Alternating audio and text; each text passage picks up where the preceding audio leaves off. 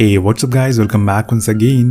दोस्तों, आज की कहानी जो एक्सप्लेन करने जा रहे हैं वो एक ऐसे समय की है जब हमारी धरती पूरी तरीके से बंजर हो गई थी। ये एक ऐसा समय है जहाँ पर सोने चांदी से ज़्यादा कीमती पानी हो चुका है, जिसकी तलाश में लोग मीलों दूर दूर पैदल सफ़र कर रहे हैं और सिर्फ पानी के लिए किसी की भी जान ले सकते हैं।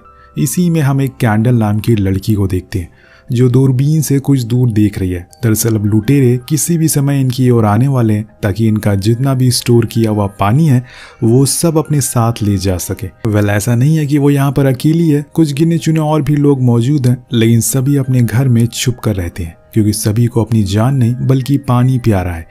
वो अपने घर के पीछे बने गैराज में छुप छुप कर जाती है और वहाँ खुद के बनाए हुए पंप से थोड़ा मोड़ा पानी निकालती है और इसके बाद वो वहाँ छुपाई हुई कुछ चीज़ें, खाने का सामान को भी इकट्ठा करती है और फिर उस जगह को पूरी तरह से कवर कर देती है ताकि किसी को भी इस जगह के बारे में पता ना चले। इसी दौरान हम डीन नाम के लड़के को भी देखते हैं जो कैंडल के साथ ही रहता है, पर उसके पास दिन बहुत ही कम बचे हुए हैं क्योंकि डीन की दोनों किडनी खराब हो चुकी है सही मात्रा में पानी ना मिलने की वजह से। आए दिन वो बीमारी रहता है। अब दोनों ही कोशिश कर रहे हैं कि किसी भी हाल में वो यहाँ से दूर जा सके, किसी ऐसी जगह पर जाकर रहें जहाँ पानी हो और कुछ अच्छे लोग भी। वो कुछ पानी को साथ में दूर बने एक घर में लेकर जाती है, पर वहां जाने से पहले वो थोड़ा झांकती है, परखती है कि कहीं वहां कोई है तो नहीं है। दरअसल इस घर में एक लेवी नाम का लड़का रहता है जिसकी उम्र बहुत ही कम है। वो अकेले भी है, इसीलिए कैंडल उसके लिए पानी लेकर आती है ताकि वो कुछ दिन और जिंदा रह सके, वरना ऐसे उसे अपनी आंखों के सामने कई लोग ऐसे मरते हुए देखा है सिर्फ प्यास के कारण। अब लेवी उसे थैंक यू कहता है और कैंडल जाते हुए उससे वादा करती है कि जल्द ही वो लोग यहाँ से जाने वाले हैं। उसने ऐसा इसलिए कहा क्योंकि दूर खड़े एक वेयर हाउस में एक प्लेन है जिसको ठीक करने के लिए कैंडल बरसों से कोशिश कर रही है, लेकिन उसमें लगा एक पार्ट उसे कहीं मिल नहीं पा रहा है, जिस वजह से वो उसे उड़ा नहीं पा रही है। जिस दिन वो पार्ट मिल गया उस दिन वो दोनों लेकर यहाँ से इसे निकल जाएंगे। अब वापस घर आने पर वो अपने पास रखे उस रेडियो को सुनती है जिसमें बताया जा रहा था कि जो जहाँ पर भी आप छुपे हुए हैं वहीं छुपे रहें क्योंकि किसी को कहीं बारिश की कोई उम्मीद नजर नहीं आ रही है। ये सुनकर वो निराश हो जाती है और सोने के लिए चली जाती है। कुछ ही देर बाद उनके घर पर कोई आता है, पर ये लोग ऊपर एट्री पर पहुंच नहीं पाते जिसके बारे में किसी को कभी पता ही नहीं चलता, इसीलिए वो दोनों बच जाते हैं और उन आदमियों को भी कुछ नहीं मिलता, इसीलिए वो वापस चले जाते हैं। नेक्स्ट डे जब वो नीचे आती है तो उसे एक लड़की वहाँ घायल अवस्था में मिलती है जो बहुत ही प्यासी थी। वो उसे थोड़ा पानी पीने को देती है, उसकी मरहम पट्टी भी करती है। यहाँ वो लड़की अपने बारे में बताती है कि उसका कई बार अनजान लोगों ने फ़ायदा उठाया है और पूरे रास्ते भर इसीलिए वो बचते बचते यहाँ तक पहुँची है। तो मुझे अपने साथ रख लो, लेकिन कैंडल मना कर देती है क्योंकि ऐसा करना उसकी जान के लिए खतरा बन सकता। वो इस लड़की के बारे में कुछ भी नहीं जानती है, इसीलिए वो उसे कुछ पानी और सही डायरेक्शन बताकर उसी रास्ते पर जाने के लिए कहती है जहाँ उसे कुछ और घर मिलेंगे, शायद वहाँ के लोग उसे अपने पास रख ले। अब उसके जाने के बाद वो अपने घर के बाहर आकर बैठ जाती है। तभी वहाँ जॉन आता है। दोनों एक दूसरे को पसंद करते हैं। कैंडल उसे उस लड़की के बारे में बताते हुए कहती है कि एक समय जब हम लोग हमारे घर के बाहर गेहूं की खेती करते थे, लेकिन समय के साथ साथ सब कुछ बर्बाद हो गया। पानी कितना ज़रूरी है हमारे लिए ये अब जाकर मुझे पता चल रहा है। उसके बाद वो कुछ पानी को साथ में लेकर और फिर कुछ दूर जाती है, अपनी दूरबीन लेकर बैठ जाती है। यहाँ हम किसी तरह की फैक्ट्री को देख पाते हैं जो पहले ऑयल माइनिंग की थी, लेकिन अब कुछ गुंडों ने इस पर अपना कब्जा कर लिया है और वो इसका इस्तेमाल पानी को स्टोर करने के लिए करते हैं, वो भी बड़े बड़े टैंक्स में, जिसके बाद वो उसे महंगे दामों में बेच देते हैं। लेकिन कैंडल को ये समझ नहीं आता कि असल में ये लोग इतना पानी ला कहाँ से रहे, क्योंकि हर जगह तो सूखा पड़ा हुआ है। उसे कोई जवाब नहीं मिलता, इसीलिए वो अपने घर वापस आ जाती है। रात में डीन उसे वर्ल्ड ग्लोब को दिखाते हुए कहता है कि हम लोग यहाँ से साउथ पोल की ओर जाएंगे जहाँ पर पानी की कोई कमी नहीं है।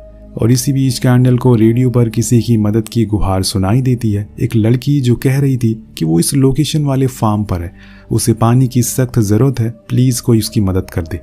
कैंडल तुरंत ही तैयार हो जाती है क्योंकि उसे उनकी मदद करनी है, लेकिन डीन मना करता है और कहता है कि यह शायद कोई चाल हो सकती है। पर कैंडल को पूरा भरोसा था कि ऐसा भी कुछ नहीं होगा, इसीलिए वो उस अंधेरी रात में पहुंच जाती है उस फार्म की ओर जहां वो पहले तो दूर से देखती है तो सब कुछ क्लियर था। फिर वो खिड़की के पास जाती है तो वहां जो वो देखती है उसे वो एकदम हैरान हो जाती है। कुछ गुंडों ने 3 लड़कियों को बंदी बनाकर रखा हुआ था। उनसे जबरदस्ती करके वो रेडियो पर मदद की गुहार लगाने को कह रहे थे ताकि कोई उनकी मदद के लिए आए और फिर वो उन्हें भी पकड़ ले। कैंडल को समझ आ जाता है कि डीन सही कह रहा था। दरअसल वो गुंडे कार्सन नाम के बंदे के लिए काम करते हैं। जब काम हो जाता है तो वो उन तीनों लड़कियों को मार देते हैं बिना कुछ सोचे समझे। अगर कैंडल इस समय वहां से गई तो उनकी नजर में आ सकती है, इसीलिए वो सुबह होने का इंतजार करती है और जैसे ही सूरज निकलता है वो वहां से घर की ओर आ जाती है और आइंदा से कोई ऐसी गलती ना करने की कसम खाती है, वरना आज तो उसकी जान जाने ही वाली थी। अब बीच रास्ते में उसे एक टूटी हुई कार भी मिलती है जिसमें वो उसी पार्ट को ढूंढने लगती है जो उसे प्लेन में लगाना था, लेकिन यहाँ भी उसके हाथ निराशा ही लगती है।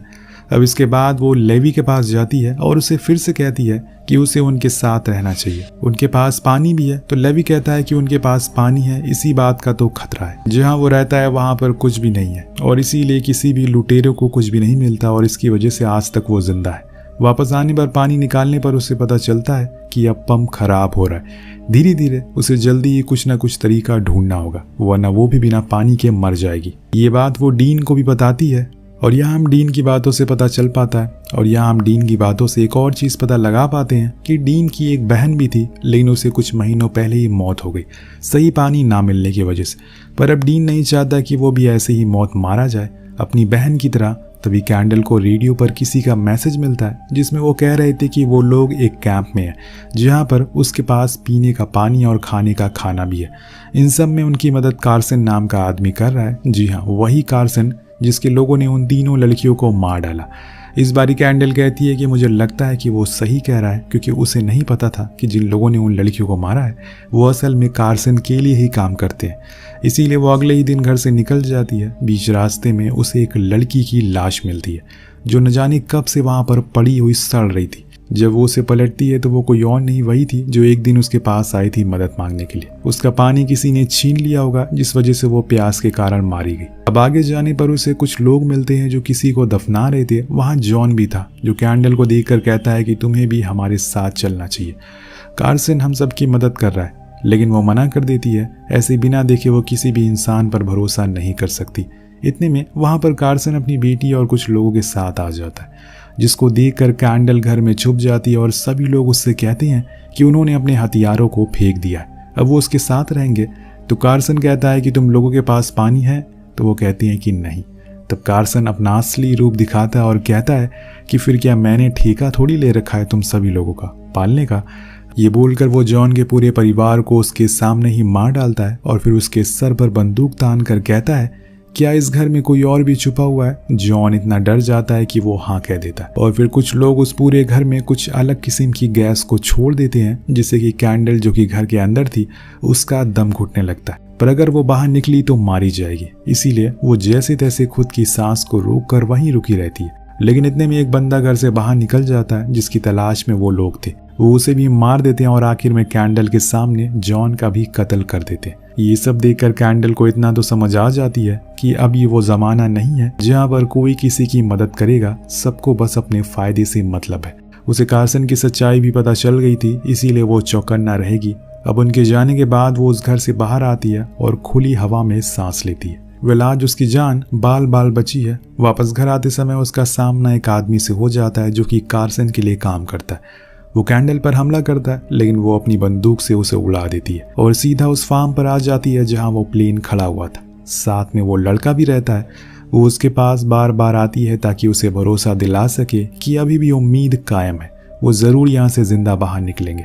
यहाँ से वो सीधा अपने घर जाकर कुछ पानी बाहर निकालने की कोशिश करती है, लेकिन अब पंप खराब हो चुका है। उनका कुआं भी सूख गया है, जो बात वो डीन को भी बताती है और ये भी कहती है कि जिन लोगों की बात वो सुबह सुनकर गई थी, दरअसल उन सभी को कार्सन के लोगों ने मार दिया। वो चाहता है कि कम से कम लोग जिंदा रहें ताकि ज्यादा पानी इस्तेमाल ना हो और ऐसे में वो उस पानी को स्टोर करके रख सके। इसके कुछ देर बाद डीन कहता है कि अब उसके पास वक्त बहुत ही कम बचा है, इसीलिए वो अपने आखिरी समय में चाहता है कि वो अपनी बहन की कब्र के पास जाकर थोड़ा सा वक्त बिता सके।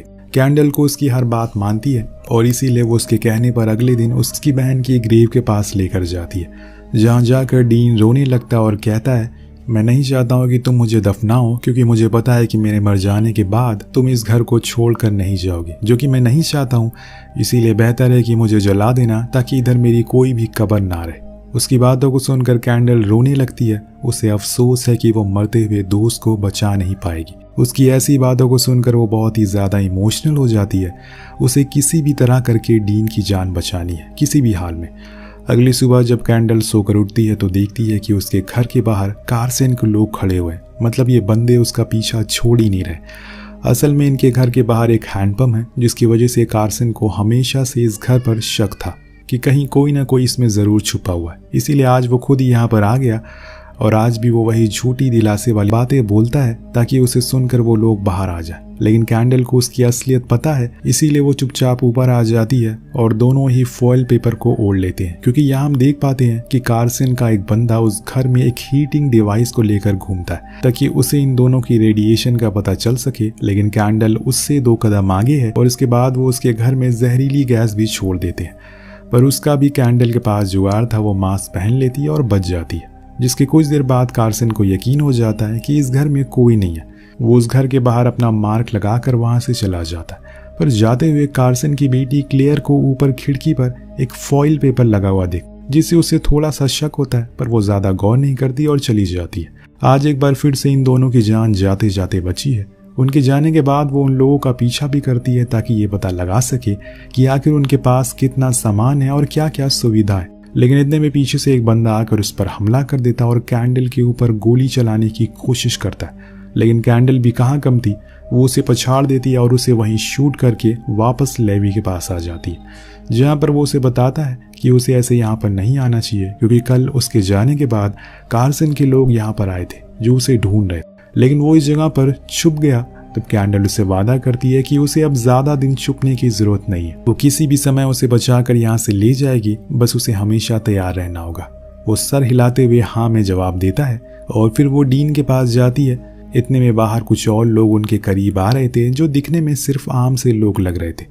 इसीलिए डीन कहता है कि तुम्हें उनकी मदद करनी चाहिए क्योंकि हमारे पास पानी है। तब कैंडल बाहर जाकर उनकी ओर बंदूक तान कर पूछती है क्या वो लोग कार्सन के आदमी हैं, तो वो मना करते हैं और बताते हैं कि उसे उनके वेल पर कब्जा कर लिया है, इसीलिए वो वहां से भागकर यहाँ तक पहुंचे। उन्हें बस पीने का थोड़ा सा पानी चाहिए और कुछ भी नहीं। तब कैंडल उन्हें पानी देती है, जिसको पीने के बाद वो थैंक यू कहकर चले जाते। लेकिन अब कैंडल के पास समय बहुत कम है क्योंकि डीन की तबीयत बिगड़ती जा रही है। अब वो ज़्यादा देर इंतज़ार नहीं कर सकती, इसीलिए वो सीधा उसी जगह पर जाने का फैसला करती है जहाँ पर कार्सन के लोग रहते हैं। वो जगह बहुत ही ज़्यादा सुरक्षा वाली है, इसीलिए अंदर घुसने का हर किसी के बस की बात नहीं। लेकिन फिर भी कैंडल ने हिम्मत बांध ली है। वो उसके पास में एक सूखी घास में पहले आग लगाती है जिससे कि गार्ड्स का ध्यान भटक जाए। उसका फ़ायदा उठाकर वहाँ खड़ी एक रनिंग कार में उस चुपके से निकाल लेती है जो कि उस प्लेन में लगेगा। उसको लेकर वो सीधा घर आती है और डीन को उसके बारे में बताती है, जो सुनकर वो बहुत ही ज़्यादा खुश था क्योंकि अब वो लोग यहाँ से बचकर निकल सकते। अब पानी लेने के लिए वो नीचे जाती है, लेकिन इतने में उसके पीछे से कोई हमला कर देता और ये आदमी कोई और नहीं बल्कि वही लोग थे जिनकी मदद कैंडल ने पानी पिलाकर करी थी। वो असल में कार्सन के ही लोग थे। अब वो कैंडल को बांध देते हैं और कहते हैं कि कुछ ही देर में वो आ रहा है अपनी ज़मीन और अपना पानी को लेने के लिए। और इन्हीं में से एक औरत कैंडल को शूट करती है, पर इतने में पीछे से डीन आ जाता है और इन तीनों को उड़ा देता है। पर अब कार्सन के लोग आने वाले हैं, इसीलिए डीन उसे वहीं खड़ी एक कार में छुपा देता और खुद को बाहर जाने लगता है। कैंडल उसे मना करती है, पर डीन कहता है कि अब उसका समय आ गया है, इसीलिए उसे जाना ही होगा। बाहर जाने पर कार्सन कहता है कि तुमने मेरे 3 लोगों को मार दिया अकेले। तो वो कहता है कि हाँ मैंने ही मारा, क्योंकि वो मेरे पानी को मुझसे छीन रहे थे। ये बात कार्सन को बुरी लग जाती है, तो वो कहता है कि ये मेरा पानी है, इस पर सिर्फ मेरा हक है। इसी बीच एक आदमी गैराज में जाने लगता है जहाँ पर कैंडल छुपी हुई थी और तभी डीन उसे भी शूट कर देता है। अब कैंडल को बचाने के लिए वो उसे गोली मार देता है। ये देखकर कार्सन पागल हो जाता है और उसके सभी साथी मिलकर डीन को भून डालते हैं और उसकी वहीं पर मौत हो जाती है। अंदर छुपी कैंडल सब कुछ सुन और देख रही थी, लेकिन वो बाहर नहीं आ सकती। उधर क्लेयर उस कार के पास भी जाती है, पर उसे पता नहीं चल पाता कि अंदर कैंडल है। उनके जाने के बाद वो पीछे वाले रास्ते से उस जगह पर जाती है जहां उसने कुछ हथियार और कुछ पानी को छुपा रखा था, जिसे लेकर वो वापस आती है और कार्सन के लोगों को मार देती है जो कि उस घर पर निगरानी कर रहे थे। वो डीन की बॉडी के पास जाती है और जैसे कि उसने कहा था सेम उसी तरह से उसे जला देती है। कुछ देर वो वहीं बैठी रहती है और इसी सोच में बैठी रहती है कि उसकी लाख कोशिशों पर भी वो उसकी जान को बचा नहीं सकी। पर वो लाइवी को कुछ नहीं होने दे सकती, इसीलिए वो उस फार्म पर जाती है और वहाँ जाकर उसे पता चलता है कि वो लोग उसे ले जा चुके हैं। अब यहाँ कैंडल को आ जाता है बहुत ही ज़्यादा गुस्सा। वो सीधा उसी फैक्ट्री में जाती है, पर सबसे बड़ी दिक्कत थी फेंसिंग की, जो कि इलेक्ट्रिक थी, इसीलिए वो एक जगह पर जाती है। वो इसी कीचड़ में घुसकर नीचे होकर फेंसिंग को पार कर देती है। फिर एक एक करके वहाँ खड़े सभी गार्ड्स को मारना शुरू करती है। तभी क्लियर और कार्सन भी वहाँ आ जाते हैं। वो एक गोली चलाती है जो जाकर क्लियर के कंधे पर लगती है, जिससे कि कार्सन गुस्से में आ जाता है। पर उससे ज्यादा गुस्सा तो कैंडल के अंदर था, क्योंकि उसने उसके सबसे अच्छे दोस्त को उसकी आंखों के सामने मार दिया। वो अपनी पूरी जान लगा देती है और अपनी तलवार से कार्सन की गर्दन ही उड़ा देती है। अपने बाप का ऐसा हशर देखकर क्लियर उसे टूटे हुए कंधे को लेकर उसे भिड़ने के लिए आ जाती है। दोनों के बीच में काफी भयंकर लड़ाई चलती है। एक समय पर तो क्लियर कैंडल को मारने ही वाली थी, लेकिन इतने में उसके हाथ एक धारदार चीज लग जाती है, जिससे कि वो क्लियर पर बहुत वार करती है और उसकी कहानी को वहीं खत्म कर देती। फिर वो लाइवी को लेकर उस फार्म पर जाती है। लाइवी उसे उसके दोस्त के बारे में पूछता है तो वो झूठ बोल देती है कि वो वहीं फार्म पर ही रुकेगा, जिसके बाद वो उस प्लेन को स्टार्ट कर देती है और एक आज़ादी की उड़ान भरती है, जिसके साथ ये कहानी यहीं खत्म हो जाती है।